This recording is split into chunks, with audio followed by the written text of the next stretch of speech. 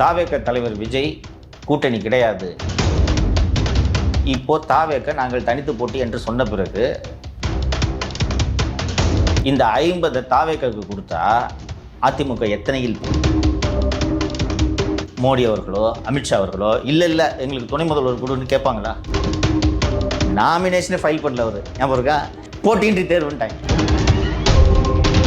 பாரதிய ஜனதா கட்சியின் தலைவராக இதற்கு முன்பு இருந்தது யார்? ஐயோ இது தேராதுங்க, அது அவள் தாங்க. ஐயோ போச்சுங்க, அது தேராதுங்க. ஐயோ பலமான கூட்டணி அமைஞ்சிருச்சுங்க, எங்க நிலைமை கஷ்டம் கண்டா திமுக சொல்லுமா? நல்ல ஜெல்ல அலையன்ஸ் அங்க ஜெல் ஆகல, திமுக அந்த வயிற்று இருந்துச்சு. தாவேக தலைவர் விஜய் கூட்டணி கிடையாது, அதுவும் அதிமுகவோடு கூட்டணி கிடையாது என்பதை அறிவித்து விட்டார். பின்னாடி விரிவாக பேசலாம், ரைட்டா? இப்போ விஜய் ஒருவேளை என்டிஏ அணிக்கு வருகிறார் என்று வைத்துக்கொள்ளும், எத்தனை சீட்டு கொடுக்க வேண்டியிருக்கும் அவருக்கு? ஒரு 100 கேட்கலாம் சார். 100 கேட்கலாம். எவ்வளோ கொடுக்க முடியும் என்டிஏல? 25-30. அதுக்கு ஒத்துக்க மாட்டாங்க அவங்க.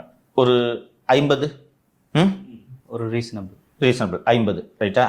இந்த 50 தாவேக்கு கொடுத்தா அதிமுக எத்தனையில் போட்டியிட முடியும் சொல்லுங்க? 120 போட்டி. 120 போட்டியிடலான்னு வச்சுங்க. மீதி 114 இருக்கா? 100ல் இதில் மற்ற கூட்டணி கட்சிகள் பிரித்து கொள்வார்கள். ஒரு 120ல் போட்டியிடுவாங்க அதிமுக, ரைட்டா? 120ல் போட்டியிட்டால் 120லையும் ஜெயிக்க வேண்டிய கட்டாயத்திற்கு அதிமுக தள்ளப்படும். அது ஒரு தேர்தலில் சாத்தியமா? அப்போ ஒரு 112 சீட்டு அதிமுக வாங்குதுன்னு வச்சுக்குவோம், கூட்டணி ஆட்சி தான் இல்லையா? இப்போ தாவேக்க நாங்கள் தனித்து போட்டி என்று சொன்ன பிறகு ஏடிஎம்கே சாத்த ஆரம்பிச்சிட்டாங்க நேற்று, சரியா? அது விரிவாக பேசுவோம் பின்னாடி. இப்போ குறைஞ்சது 150ல் போட்டியிடுமா அதிமுக? 150 அல்லது 160ல் அதிமுக போட்டியிட்டால் ஒரு 130 சீட்டில் வெற்றி பெற முடியுமா முடியாதா? நிச்சயமாக வெற்றி பெறும். 130 சீட்டில் ஜெயிச்சுட்டு எதற்காக எடப்பாடி பழனிசாமி கூட்டணி ஆட்சி அமைக்கப் போகிறார்? அதற்கு பிறகு மோடி அவர்களோ அமித்ஷா அவர்களோ இல்லை எங்களுக்கு துணை முதல்வர் கொடுன்னு கேட்பாங்களா? இன்னொன்று, பீகாரில் ஜனதாதளத்தை விட அதிக எண்ணிக்கையில் ஜெயித்த கட்சி பிஜேபி, கரெக்டா? யோ நாங்கள் தான் என் சிஎம்னு சொல்லியிருக்கலாமா? நிதிஷ் அவர்களின் முகத்தை வைத்து தான் தேர்தலில் வெற்றி பெற்றோம், அவர் தான் சிஎம் சொன்னாங்களா? நிறைய மந்திரி சபை எடுத்துக்கிட்டாங்க, அது வேறு. அந்த டீல் அவரை வச்சு தான் நம்ம ஜெயித்தோம் இல்லையா? கூட்டணியோட தர்மத்தை காக்கிற மாதிரி பிஜேபி எல்லா மாநிலத்திலையும் பண்ணுறாங்க, ரைட்டா? இங்கே மெஜாரிட்டி ஏடிஎம்கே வின் பண்ணிடுச்சுன்னா கூட்டணி ஆட்சின்ற பேச்சு எங்கிருந்து எழப்போகிறது?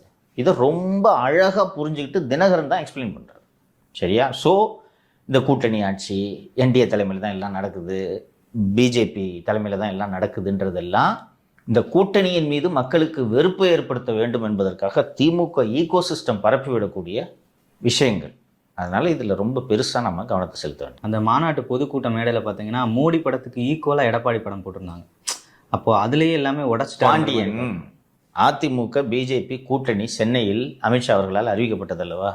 என்டிஏ கூட்டணிக்கு தலைமை எடப்பாடி பழனிசாமி விஜய்ன்னு சொன்னாரா? வேற என்னப்பா வேணும்? அவங்களே ஒத்துக்கிட்டாங்க, உங்களுக்கு என்னையா பிரச்சனை? திமுகவுக்கு தான் சார் வயிறு எரியுது, பயமாக இருக்கான் சார். தமிழகத்தில் பாரதிய ஜனதா கட்சியின் தலைவராக இதற்கு முன்பு இருந்தது யார்? அண்ணாமலை. என்னென்ன பேசினார் எடப்பாடி பழனிசாமி ஞாபகம் இருக்கா?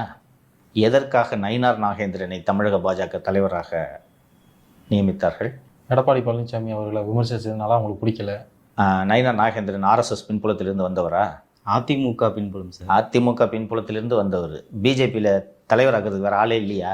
நீங்களே சொல்லியிருக்கீங்க சார், அவர் அதிமுகவில் இருந்தவர், அங்கே இருக்க அமைச்சர்களோட நிர்வாகிகளோட மனங்கள் எல்லாமே தெரியும், அதனால ஈஸியாக தேர்தலை சந்திக்கலாம். அதற்காகத்தான் அவர் நியமிக்கப்பட்டது என்று நடக்கிறது. கூட்டணி அறிவிப்பென்று அந்த முடிவு எடுக்கப்படுகிறது. ஞாபகம் இருக்கா? நாமினேஷனே ஃபைல் பண்ணல அவர், ஞாபகம் இருக்கா? போட்டியின்றி தேர்வுன்ட்டாங்க. எதற்காக? எடப்பாடி பழனிசாமிக்காக, கரெக்டா? நல்ல ஜெல்லாக இருக்குது அலையன்ஸு, அங்கே ஜெல் ஆகலை திமுகவில், அந்த வயிற்றெரிச்சல்.